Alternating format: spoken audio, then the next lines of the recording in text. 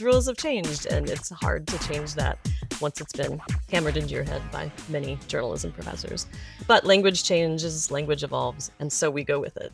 Grammar Girl here. I'm Mignon Fogarty, and I'm teaching a writing workshop for the Associated Press on May 20th. And I've been working with the stylebook editor, Anna Jo Bratton, because of it. And I just thought it would be really fun to have her as a guest on the show to talk about all things stylebook. Anna Jo has been the stylebook editor for about a year now and had an entire career in journalism and writing. Anna Jo, welcome to the Grammar Girl podcast.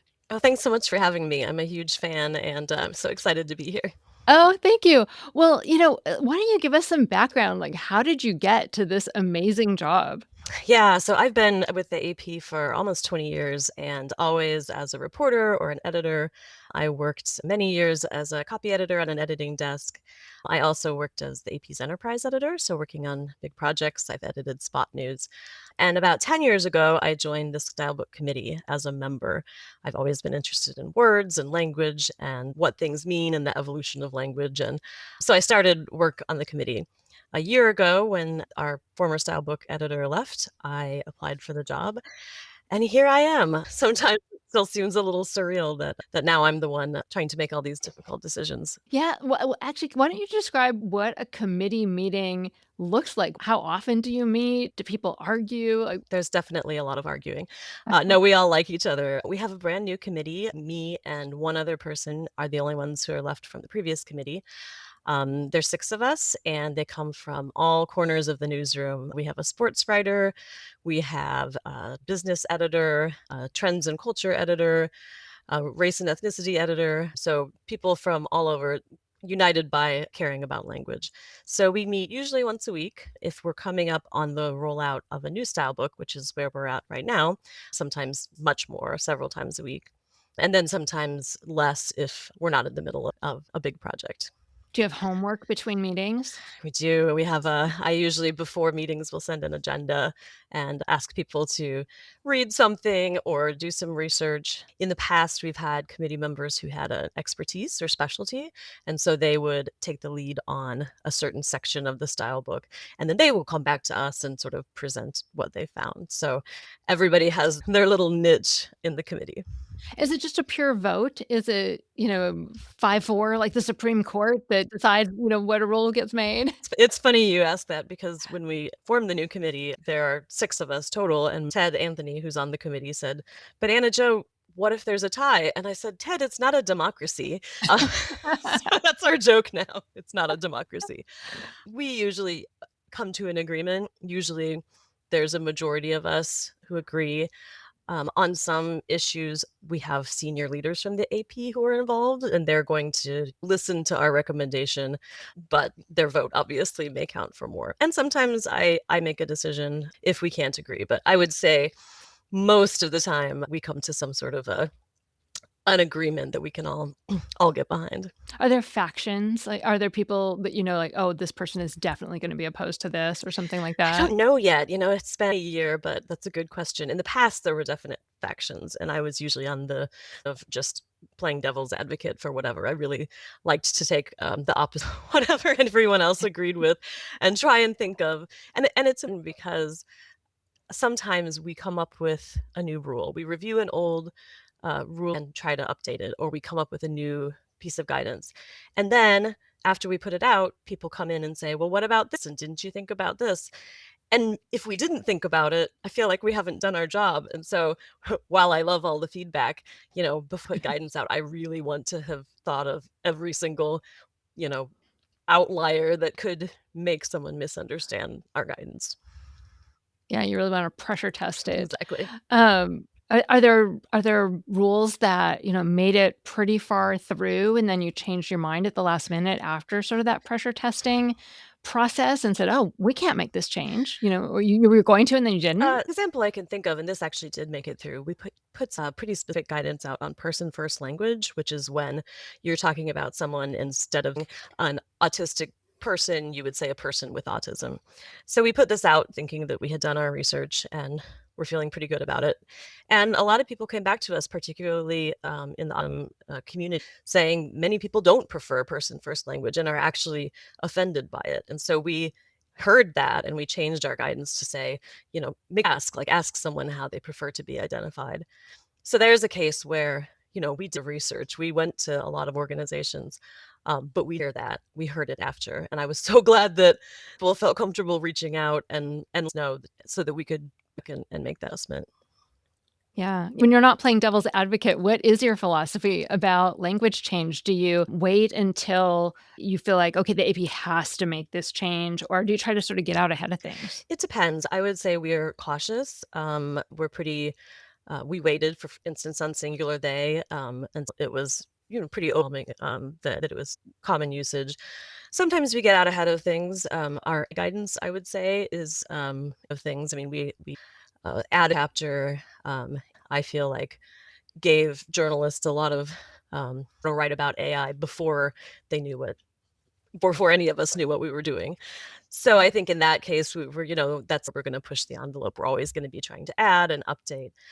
But other things, particularly if a word or a phrase or, has been around for a very long time, we're pretty we slow roll it. We don't, and that's actually one of the big, we made at ACES, the way, at, Yeah, we're recording this before the announcement will be made, but yes, it'll come out yes. afterward, and I can't imagine anything more exciting than being in the room when the announcement is made and all the editors are gasping and twittering about the change, except maybe being the person who makes the announcement. So, let's talk about some of these new changes. What do you think what's the big announcement this year? So the big announcement is healthcare. We have been hearing for many, many years, and when I say many, more than 10, that the industry uses healthcare as one word, that it's common usage. Why is the AP not changing their style?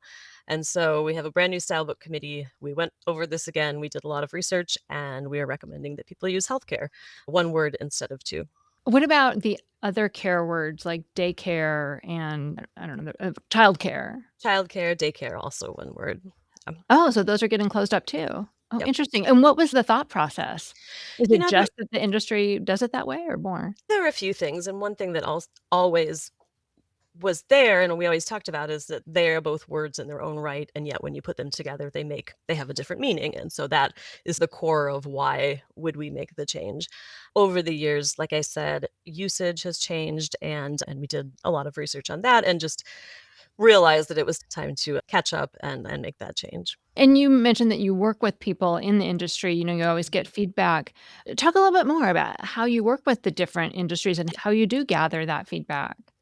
Yeah, so the first group that I always go to is our AP journalists. We have AP journalists in every country in the US, every country in the world, every state in the US, and we have experts in healthcare. And so they can, tell me if something seems to be moving. So I talk to them. Then I might reach out to healthcare organizations, particularly big groups like AMA and others who are writing about healthcare a lot. How are they seeing it? How are they using it? And what are the reasons? I learn new things all the time from my research. It's a good reminder that I have a lot of experience being a journalist, so I'm pretty good at asking questions and asking about things that I don't understand. But I'm not an expert in healthcare by any means, so getting that information is really useful to changing our rules.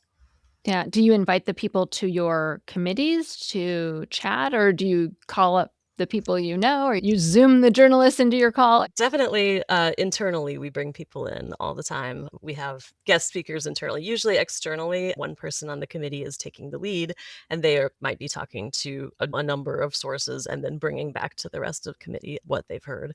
But I'm not opposed to bringing in specialists, so we'll see. Maybe that's a 2026 goal for the Style Book Committee. I think it'd be fun for the experts to come in too. So you made such a good point that the style book is for an international audience. I think a lot of people, in the US forget that it's not just for us, it's for people all over the world. So the decisions don't always reflect just American thinking. And I know you had to make a big decision recently about the war not war. Do you want to talk about what that decision was and how you made it? Yeah, of course. So I'll talk specifically about the current war between Iran and Israel and the United States.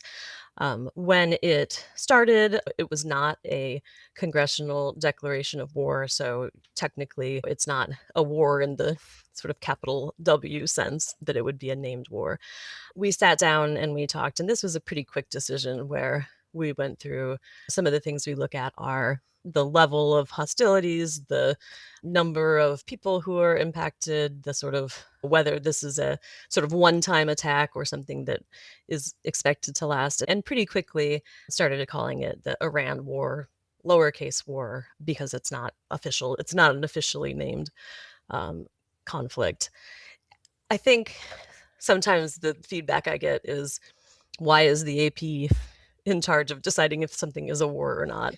And my response is always, we're not, but we are, for ourselves and for our users, creating language and creating a common understanding of what's happening. And so if we call every time one country acts against another a war, it diminishes the meaning of the word. If we don't say this is what, even though it's not officially a war, this is what is happening, then we're not being honest with readers. We may be calling it a conflict or an incursion and not truly communicating the level of what's happening and how many people are impacted. I always say that, at the end of the day, we have a lot of people who follow AP style journalists and people in public relations and others. And at the end of the day, it's the audience that is who I work for. And so if people can't understand what we're writing about, to me as a journalist and as someone who cares very much about language, that's the most important thing. So decisions like that, even though they're very different from decisions about, say, commas or punctuation, are a big part of what we do and a big part of trying to bring people together to start from a common place when we're talking about what's going on in the world. And so if it were a congressionally approved war, then would war be capitalized? That's a good question. I guess it wouldn't automatically, but in the past we consider the Persian Gulf War as capitalized. So I don't think it would automatically. I think then we would go forward and consider that. And I also think that we may look back, and when it is clear that this war has a name that everybody knows it by, then change our style on that. Sometimes that happens after the fact. Right now it's pretty new, and I don't think any of us know how long it's going to last, what's going to happen, and what it may end up being. So it's hard for us as editors we like things to be easy, not easy, but specific answers. Every question should have a specific answer, and there's a right way and a wrong way. And in many cases, our guidance changes. It has to change because the world changes and what's happening changes. So we're always trying to keep up with that as well. Yeah, let's talk about the speed of change because the AP style book changes more frequently than some other style books. And so, who is the style book for and why does it need to change so often? First and foremost, it's for journalists. We are giving advice to first our internal journalists and then externally. And then for around that, students and, like I think I mentioned, public relations folks, people working in government, who are all writing in this world of journalism. And I think that is why we change and adapt more, because we always say journalists are writing the first draft of history. And in doing that, we don't have the benefit of looking back and saying, oh, we should have called that something different. That actually was a war and we didn't get it right. We have to make those decisions in real time. I think that's why AP style updates more often and sometimes drives editors crazy, because I don't know about you, but I learned very long ago that there was a right way and a wrong way to to write underway, or you never said over, you always said more than. And those rules have changed, and it's hard to change that once it's been hammered into your head by many journalism professors. But language changes, language evolves, and so we go with it. It is. And, I do like that I can feel like the AP has considered current issues and made a decision on what's the best way to talk about them. So you need to talk about things that are new, and it's good to have guidance. Yeah, I think I always say if you follow every rule of AP style to the letter and your grammar is perfect and your punctuation and spelling, but you fail at communicating clearly with your audience, then you haven't correctly used AP style. At the end of the day, again, it is the audience, it is their understanding of something, and it's writing in a way that's not only correct but also honest, in a way that conveys things honestly to your reader. That's really important to me as a journalist and really my guiding principle. Absolutely.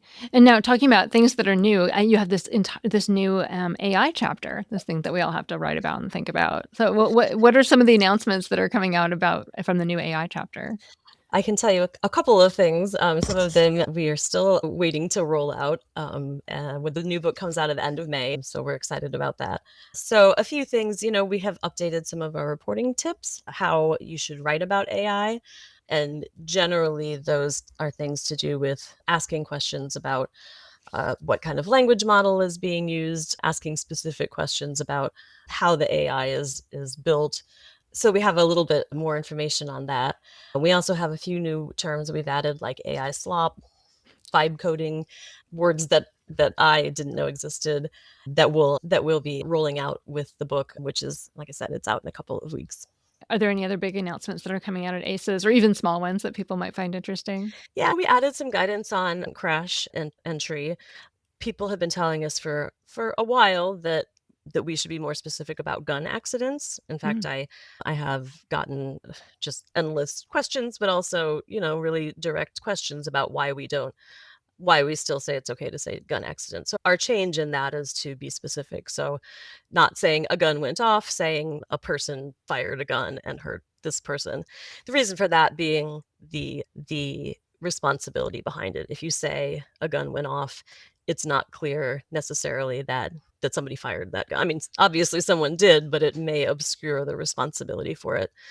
I actually wrote a blog item recently on using the active voice and how using active voice is not only better writing, but it's often more honest. And so if you write a headline, for instance, saying 500 people were killed in the attack, um, that is maybe factually correct, but it may not be honest in the sense that the X army killed 500 people. So the same with accidents and crashes. If somebody is killed in a car accident and in fact that person had stolen the car or was under the influence, and then it's not an accident. It's a most accidents, there are a lot of decisions leading up to them, and it's important to be honest about that. So that's one that I think it seems maybe to some people like a small thing, but I think it's a larger part of using language to be honest in how we talk about things. Yeah. Yeah, and you have that blog on the website, what people might not realize everything that is on the website. What else do you have there? So we blog posts, we always have updates. I do a lot of in the moment writing. So we mentioned the Iran war. We put out guidance on Israeli troops moving into Lebanon to fight Hezbollah. And when was that an invasion? At the beginning, we said what was happening specifically. At some point, we started using the word invasion. And then I think at some point we would decide whether to use occupation. So I'm doing a lot of that writing in the moment. We send that out to our subscribers. We also do topical guides. And the cool thing about topical guides are they're available to our subscribers, but the latest topical guide is available to anyone. You can see it on the AP Style Book website. So right now it's the conflict in the Middle East. As we're updating terms and giving guidance, people can go and check that. I added, for obvious reasons, the Strait of Hormuz lately. I had a lot of questions on whether Strait should be capitalized on second reference, and we said no. It's the Strait of Hormuz, but Strait lowercase if you mention it on second reference. So that's something that I think people, journalists, but also others, can go and look at and keep up with the style that we're setting that connects directly to the news. Yeah. And thinking about the AI chapter again, you've been in this industry a long time. How are young journalists adapting? Do you see that they have different needs these days, or do they have different strengths maybe that they're bringing to the job? Like, how is the job changing and how are people adapting to that? I think the young journalists I see coming in are very thoughtful about language. They ask a lot of questions. when I was coming into newsrooms, I think I followed AP style, but I didn't often question whether or not I should. So I hear a lot from young journalists in the AP about why do we do this way? And we've always done it that way is not a good enough answer. Journalism is a tough industry to get into these days. Something I see from young people coming in is that in many cases, they don't get the same one-on-one attention from editors. And so because there are just fewer throughout the industry, there are fewer journalists, there are fewer editors. And I know that for me, the way that I learned to write and the way that I learned to edit was through being told all the things that I was doing right and all the things I was doing wrong. So I do try to be available, and I meet with students a lot, and I always say, "You can reach out to me. I'm happy to talk through issues." And I actually mean that. I think in journalism and in the industry in general, there's less competition and more let's all work together to try to cover things the best we can. And so working with journalists from other outlets, whether they're young or more experienced, I feel like that's another part of my job that's really important to me. Yeah. Well, let's wrap up with a fun, like, thought experiment. If you could add one frivolous entry to the AP style book, it doesn't have to be serious, but just something fun, what would it be? I have actually added a few.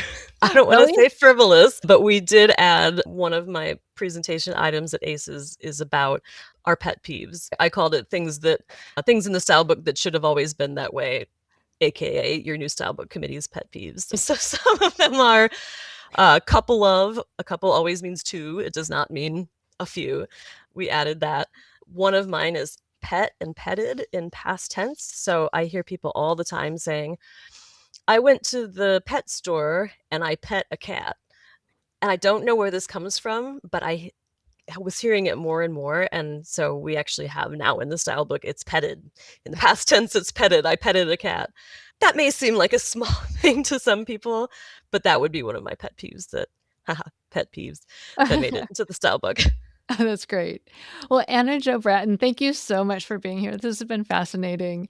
For our Grammar Pelusians who support the show, thank you too. And we're going to have a bonus conversation for you. We're going to get Anna Jo's book recommendations. Oh, we're going to talk about the Ask the Editor column and how that Yes. works and how you might be able to get your question answered, and more. So if you're already a Grammar Pelusian, you can look for that in your feed. If you're not, you can sign up at patreon.com/grammargirl. And be sure to check out, I am teaching this writing course for the AP on May 20th. What do people just go to apstylebook.com to sign up for that, Anna? So if you go to apstylebook.com, you can get all the information you need about style book classes. So if you want to come and learn new tips and really either, start to learn or strengthen your AP style knowledge, we really encourage you to join these workshops and we're thrilled to have you as one of our guest speakers. Great. Thanks.